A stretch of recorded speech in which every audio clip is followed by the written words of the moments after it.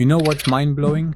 The US just paused $6 billion in military aid to Ukraine. That's enough money to run NASA's entire Mars program for a year. And the timing of this couldn't be more critical. That's quite a perspective on the scale of this aid package. And this happened right after that tense meeting between Zelensky and Trump, didn't it? Well, here's what makes this situation so fascinating. Ukraine has been receiving roughly $113 million per day in US military support. We're talking about advanced weapon systems, training programs, even satellite intelligence that's been crucial for their defense strategy. And from what I understand, this aid has helped Ukraine maintain control of about 82% of its pre-war territory. That's pretty significant when you're facing one of the world's largest military powers. You know what's really interesting about this? The timing of the pause coincides with reports showing that Russia has increased its military spending to about 40% of its annual budget, the highest level since the Soviet era. This puts Ukraine in an incredibly vulnerable position. So, what do you think are the real implications of this aid pause for Ukraine's immediate defense capabilities? Let me break this down. Ukraine currently operates about 31 US-supplied HIMARS systems,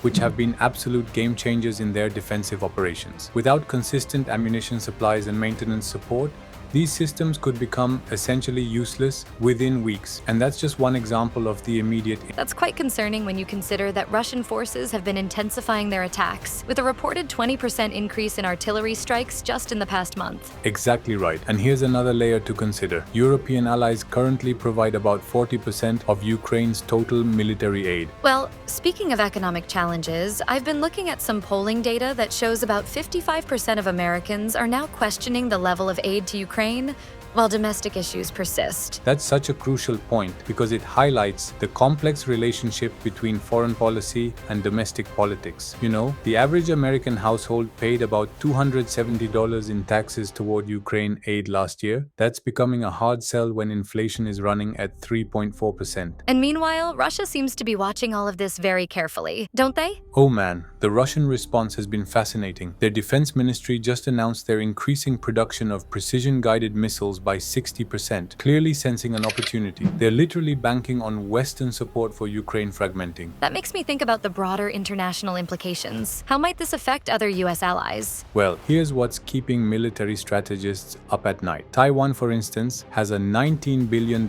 weapons backlog, with the US, South Korea, Japan, and other key allies are watching this situation like hawks. It's really reshaping how countries think about security guarantees. I've noticed that some European countries are already making moves. Germany just announced a $7.1 billion military aid package for Ukraine. That's quite a shift for them. You know what's really interesting about that? Germany's total military aid to Ukraine now represents about 0.16% of their GDP. To match what the US was providing, European nations would collectively need to commit around 0.5% of their GDP. That's a massive ask during an economic slowdown.